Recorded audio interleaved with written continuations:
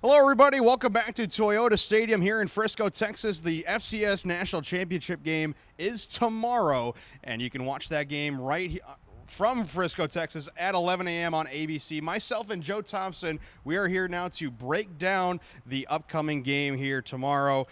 It's an interesting matchup. Very interesting. These teams have a storied history against each other.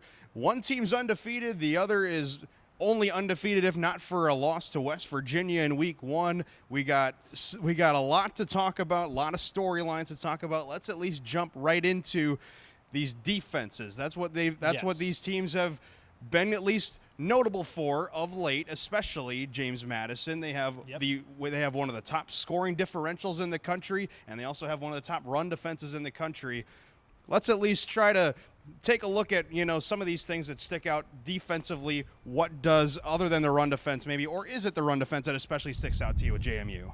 It's really quite interesting because it's really going to be the run defense that's going to make the difference for James Madison in this game. They have a cornerback, Adam Smith. He has 6 interceptions. That's the team high. Not a lot of other people on that team have a lot of interceptions, so look for him to be making a lot of plays in this game. Their pass defense is not quite as strong as their run defense, but look for them to make some pretty big plays. And speaking of pass defense, in terms of yards per game, NDSU's pretty elite. They only average 134 yards allowed in the air per game, which doesn't seem real. I mean, no. I don't know how you can manage that in a passing game in college football. Only 134 yards per game with not that many seniors, at least in the secondary. You still have James Hendricks and Marquise Bridges, but the rest, they're kind of fill-ins. Relatively new. But at least, though, a lot of experience. One thing that as well, maybe not so many people are talking about, Marquise Bridges and Josh Hayes had to fill in for injuries. The last time these teams played against each other in the national championship, they're still starting now, and both are cleared to play as well. Josh Hayes cleared to play this weekend. That's going to be, I think, I think that's going to be another really big thing. The pass defense, with JMU wanting to go more up-tempo like they usually want to do. They want to balance teams out. They don't want to be too pass-heavy or too run-heavy. I think the cornerbacks are going to be a really important position group on Saturday. Absolutely. When you talk about Marquise Bridges, the last time they played JMU in the national championship, he had 2 interceptions. And he was substituting for a guy, so that's really, really impressive to see for it. And now he's been the starter. Probably he's been a captain this season. I think last season too. I'm not fully sure, but I think he's been a leader on that team since he got the starting job, and he's been one of the key defenders. So look for him to make a lot of big plays. He's been a high contributor on this defense, at least ever since that 2 interception game against Brian Shore and JMU in the championship game 2 years ago. In terms of offensive numbers, NDSU, we know from many years at least looking at this team, they like to run the ball. Since this dynasty. They like to run the ball, and really, I guess, since maybe the dawn of time, NDSU's like to run the football. They average 288 rushing yards a game. But on the contrary, James Madison is not a defense that gives up hardly any running yards, less than 70 yards given up on the ground per game. It's really interesting. It's going to be an interesting matchup to see that run defense between this run offense, because NDSU has 5 to 6 really solid running backs that can make a big play at any. And one of them's a quarterback. Yeah, exactly. But James Madison, they've played they've played really good run defense all year. But I think this is going to be their toughest test because literally anybody, as I said, can break off a big run for NDSU. It doesn't matter if it's Adam Cofield, Ty Brooks, Dimitri Williams, Trey Lance. Anybody you can think of can break off a big run. Even Christian Watson had a 70-yard run against Montana State in the semifinal. And it's funny, he's not even among the top 6 in rushing yards on the team. That most of his rushing production on the year came in that semifinal game against Montana State. And on the contrary, James Madison this season as well, they had a 1,000-yard rusher and a 1,000-yard receiver for the first time in program history. That's a big deal, especially given how they are kind of somewhat similar into how NDSU wants to attack teams. They want to spread the ball around. They don't want to give the ball too much to one player at one time. But James Madison's wide receivers, they account for a lot of volume. At least 2 of them, their top 2, led at least somewhat by Riley Stapleton. Polk is the other guy that's really good on this team. He's the guy that actually had over 1,000 yards this season. And I kind of thought that Riley Stapleton, who showed out, made his big national debut against NDSU 2 years ago. I thought that he'd be the go-to guy this season, but he's only played in 10 of the 15 games so far for James Madison. Yeah, it's kind of going to be interesting to see what happens in this game because as we've seen, NDSU has according to the NCAA rankings, they have the #1 pass defense in the entire 134 FCS. yards a game. It's unbelievable. I think this is going to be the toughest matchup for those wide receivers for James Madison. So, and as well, defensively, let's just at least jump quickly back to the defense. These front fours are going to be super important as well in slowing each other's offenses down. John Dakota, I'm surprised that more people haven't been talking about him on James Madison. He had 16.5 sacks this year. Ooh. And for some reason, he wasn't even nominated for the Buck Buchanan Award. His teammate, Rondell Carter, who had a little bit less production than he did, he got nominated instead of him, but probably still well-deserved that someone on this JMU front four got nominated. I'm surprised, though, at the selection, but Rondell Carter, I mean, we listened to him not long ago in the press conferences for James Madison and yesterday at media availability. He's quite the character. I wonder how big of an impact, though, these edge rushers and these interior linemen are going to have for James Madison in the past game because NDSU's only been sacked 12 times this year. It's going to be really interesting to see, obviously, Rondell Carter and the other defensive ends and the other front four for Dakota and the other members of the front four for James Madison are going to be putting a lot of pressure on the Rams. Going to be a really interesting matchup. The Rams have had one of the most consistent offensive lines in the beginning of this dynasty. They've had the nickname the Rams for a reason. This is just honest. I feel like this is going to be such a close matchup. You really don't know what's going to happen. Yeah, we'll get to our game predictions a little bit later on in this segment here as well. Another thing to the other side, at least for NDSU. Derek Tuska is the heart and soul of this NDSU front seven. I would not be able to find another person that maybe means so much to the success of this group day in and day out, maybe other than maybe Jackson Hankey holding down the middle at the Mike linebacker position. But for Tuska, 12.5 sacks in his senior season. I think he's got a really good shot at having an NFL career at some point. He just has such an amazing get-off time on the line of scrimmage. He's super good at what he does. Only 12.5 sacks compared to Daca's, at least, not as great. 17.5 tackles for loss, but I still think he's going to have a major factor in this game just because James Madison is a little bit more susceptible to getting sacked since they want to throw the ball much more than at least NDSU does. Yeah, absolutely. Derek Tuska, he's been a phenomenal player in his years at NDSU. He's the leader of that defense, and especially in the front four. Look for him to have a really big day, especially against that offensive line. James Hendricks probably, you would argue, as well as the leader of the secondary. There are multiple leaders. Quite a bit. Some seniors on this defense that have been here before and have at least come up big for their team in these type of games here in the playoffs. So when comparing these teams as well, their records is a thing that people bring up when trying to compare these teams. We mentioned earlier James Madison 14-1, one loss to West Virginia. An FBS team, a pretty good FBS team. A Big 12 FBS team. They only lost by 7 in week 1. And it was funny. We heard as well in one of Rondell Carter's responses at our press conference that we were just at. He basically said that was the turning point of the season as well for him, just because, some of the people in the locker room, they were basically just saying to themselves and to the team, we're not going to let that happen again. Whatever happened out there, we're not going to let that happen again. And they followed up on that promise. I just thought that was the most impressive thing of all, really. Yeah, absolutely. They have a culture, and Rondell Carter knows, among everybody else on that team, that there's a standard at James Madison. They want to win, and they want to win big. So look for them to keep that same culture throughout this week and through the rest of the playoff, including tomorrow's national championship game. Now, if you've noticed, at least us fumbling for our papers here, it's raining outside and it's rather windy. And similar conditions may be a factor for tomorrow, and also it might be a little bit colder. No word yet on whether the rain's going to carry over into tomorrow. We'll just have to see what happens tomorrow. But early indications are if it's not going to rain, it's definitely going to be really windy and really chilly outside, which is kind of unseasonable, which is not very seasonal for this kind of weather. So, and I was also able to ask Matt Entz, NDSU head coach, on what he prioritizes more in these type of bad weather games. Controlling the turnover margin versus starting fast. Right. And he was very quick to say, He wants to start fast. Honestly, And I don't think he even let you finish your question. You Nope, just hit not you really. with starting fast. Not really.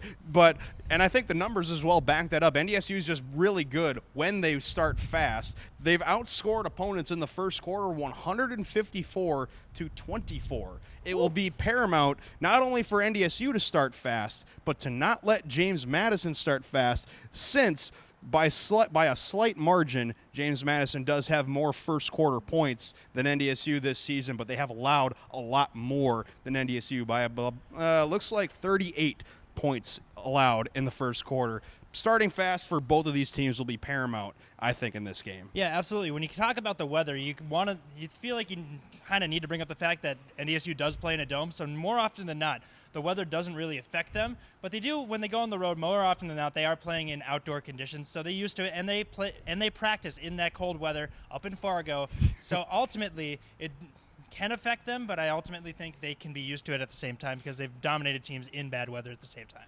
Yeah, I mean, the one thing that really sticks out in terms of inclement weather was that Illinois State game from a couple years ago, the season finale of 2017. They played in a snowstorm, and they still, shut out, I'm pretty sure, Illinois State in that game. They still were able to find a way to win a game that maybe the conditions just would not have led them to play the way they did in that game. So if it's still bad out here and the ground is still really slick and muddy, I don't know if NDSU really cares about that stuff, and they'll just try to find ways to get around it if it does become an issue. NDSU faces a lot of adversity when it comes to different aspects of the game, weather obviously being one of them. So I don't think it is ultimately going to matter what they do. Good weather, bad weather, they're going to find a way to get the job done. Sounds like a very fair assessment as well. Other nuggets that I wanted to put in here, if I can find it, Rondell Carter, we mentioned he's up for the Buck Buchanan. Walter Payton Award finalist Trey Lance, still yet to throw an interception this season. Yeah. And also, something as well to note, NDSU has 6 giveaways in their 15 games. 6 in 15 games. JMU has averaged exactly 1 giveaway per game. So the turnover battle, while Matt Entz was quick to say that that wasn't the most important thing in a game like this, I still think whoever commits the least amount of mistakes, as cliche as that is, Yep. It is so important in a game like this to get that part of the game right as well, and especially considering these teams have done a really good job at preventing something like that all year. Yeah. It is cliche to say that whoever's going to win the turnover battle is likely going to win the game, but it's true. If you're an offense and you're continuously giving the ball over, whether it's interceptions, fumbles, what have you, it's going to play a role in your decision making. It's going to change the way you call the game on offense, just to make sure you try not to fumble it or throw an interception anymore. But turnover battles are extremely important, regardless of how cliche it is. Whoever, obviously, as you said, whoever's going to commit the least amount of turnovers in the game tomorrow has at least a better likelihood of winning the game. Something as well that I just thought of, I don't think I've heard really anybody talk about NDSU's winning streak. It's at 36 right now, but I'm surprised that the media from both sides haven't really asked either any of the players or any of the coaches about that winning streak, because if NDSU were to win tomorrow, it'd be 37, and if they were to possibly continue that into next season, they would have a really good chance at setting the all-time Division I record for consecutive wins. That just speaks to that's just a testament to how good, how stable and how just ridiculous and just amazing this program is, just from looking at an unbiased perspective. At an unbiased perspective, even if you want to do bias, it's just really incredible to see how dominant this team has been since they've won their first national championship in 2011. It's especially now after losing to James Madison in the semifinals 3 years ago. It's been unbelievable to see how quickly they've turned it around and won 2 more national championships and haven't lost a game in 2 years.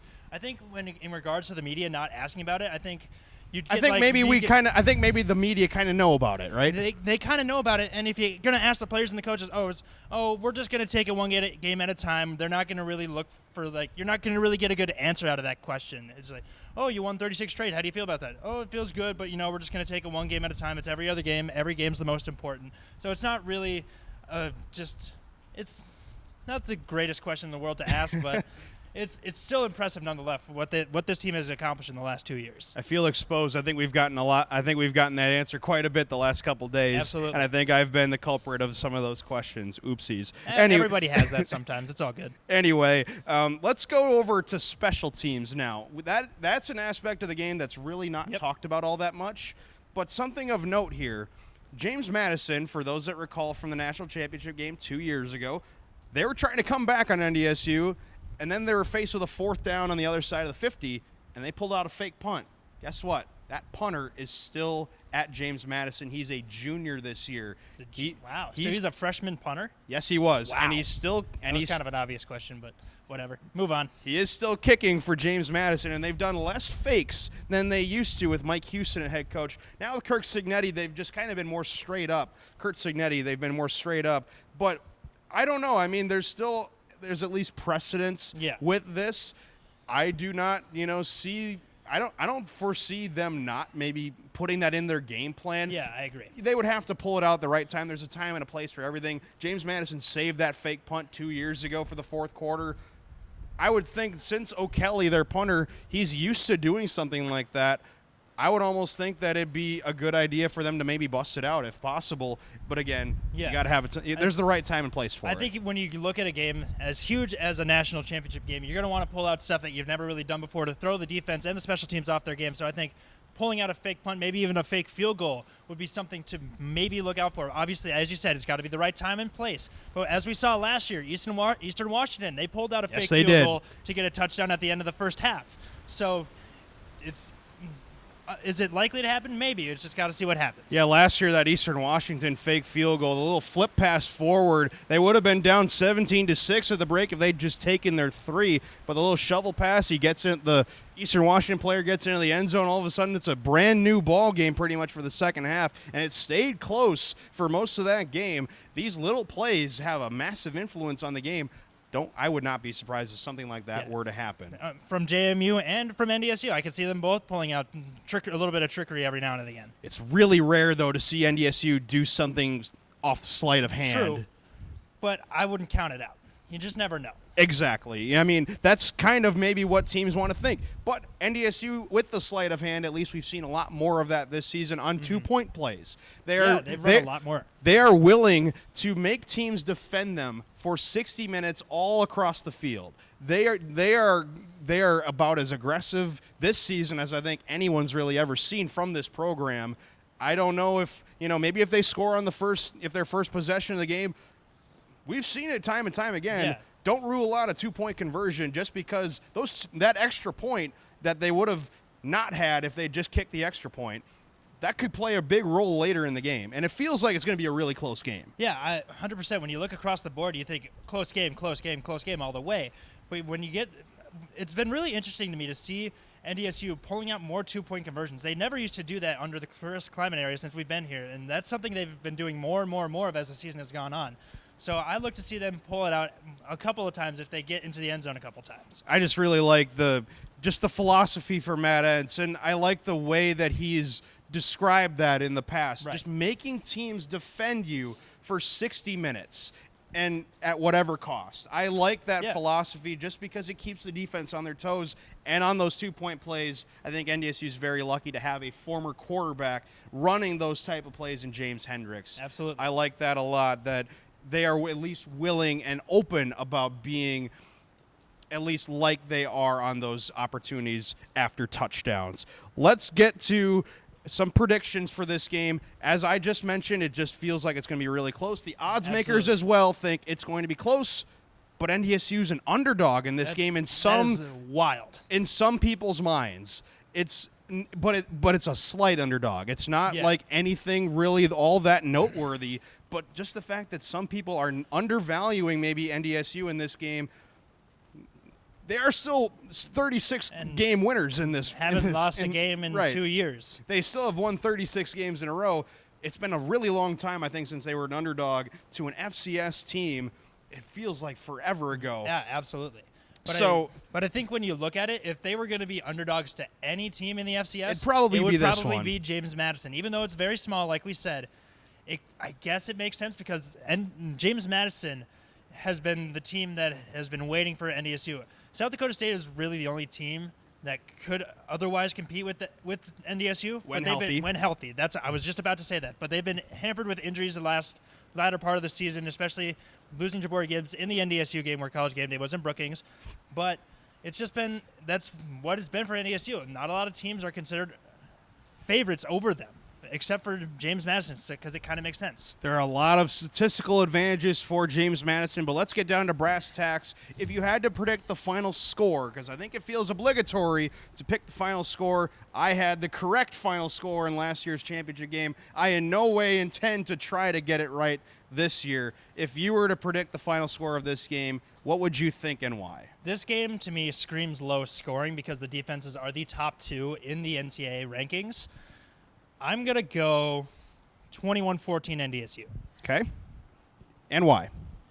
Just because I think ultimately NDSU, both teams have been there before, but NDSU has been there before a lot more than James Madison. In fact, this is their 8th time since 2011. Since 2011. So I think ultimately they have the little bit more experience, even though this is Trey Lance's first starting in a national championship. This is Matt Ent's first time in the national championship. But they have those same weaknesses too. But I think there are enough veteran leadership on the NDSU team that will allow them to pull it out. Even though James Madison has players that have been to the national championship as well. That is true. And building off that comment there with Lance and Entz, if you listen to them talk to the media, you would not think that they were first years at either of their positions. Yeah. They are so mature and so stoic in what they believe and so just locked in with what they do. I think that's really impressive that they're both able to perform like that this year in their first years of their position. But for me, though, this game, it feels like a 28-24 kind of game. Either way, I think either team has a really good chance at winning this game by that much just because you can't discount both of these offenses. Yes, Absolutely. The defenses are really good, but offense, I mean, if you got a good system, flaunt it. I think NDSU and James Madison alike have really good concepts that they do on their offenses. I think it's a 28-24 or a 24-20 kind of game, maybe save for a couple other points depending on 2-point tries. Yeah, we'll have to see. I would think still NDSU does win this game if I had to pick it because, as you mentioned, they've been here before. Experience in a game like this cannot be undervalued. Just ask the New England Patriots whenever they get to a Super Bowl. More often than not, most of those players on that roster have been there before, Yep. especially Brady and Belichick. And so Been there for everyone. the veterans are going to be integral in this game, and I think NDSU would win this game 28-24, 24-20. That's at least my best guess right now. As the rain continues to pour, hopefully it doesn't tomorrow. That is it for our FCS Championship Game preview. We will see you tomorrow after the game.